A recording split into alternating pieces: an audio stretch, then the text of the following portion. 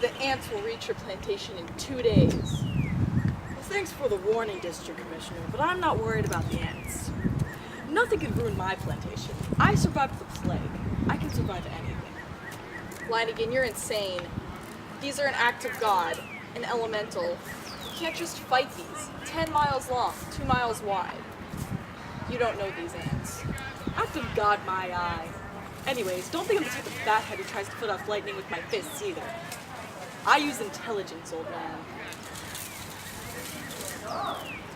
Well, I've done my best. You don't know these ants, Flanagan. You don't know these ants.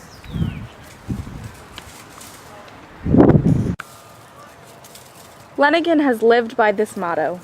The human brain needs only to become fully aware of its powers to conquer even the elements. Obviously, Flanagan is getting himself into lots of trouble with this mindset.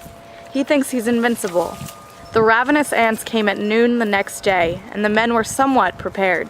The men could tell the ants had come because of a herd of animals running the opposite direction. All right, men. You see this moat over here? That will be our first defense against the ants. But what if we get past the ditch, sir? I guess we should build a second moat. Get digging, men.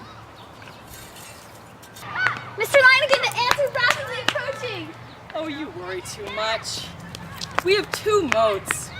We are not going to be harmed by the ants whatsoever. Flanagan, you realize these ants are the size of a man's thumb. They'd eat a buffalo to the bone in a matter of seconds. Since you guys are so worried about it, I'll go check it out.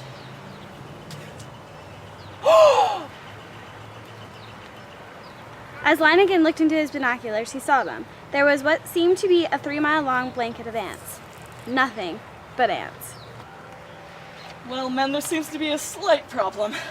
I kind of underestimated how many ants there were. No way these ants are getting across that barrier. I could not have been wrong. The ants are merely lucky. Luck is what it has to be. Yes, luck. Sure, keep convincing yourself that. We need some other measure to keep them away. You, set up petrol sprinklers. Fine, but I don't know if this is possible. The streams of oil were spraying and the moats were in use. The men were becoming worried and the ants were still attacking with a vengeance. The ants reached one of the natives and attacked viciously.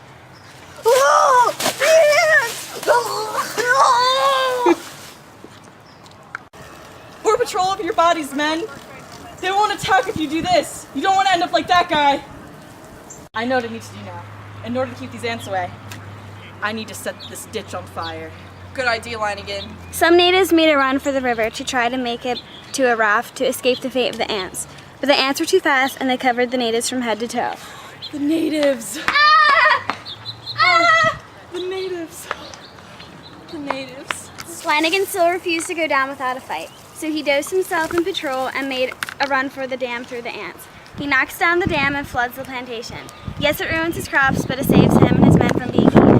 He goes back and the ants attack him. He falls to the ground and despite his horrible injuries, he forces himself to get up.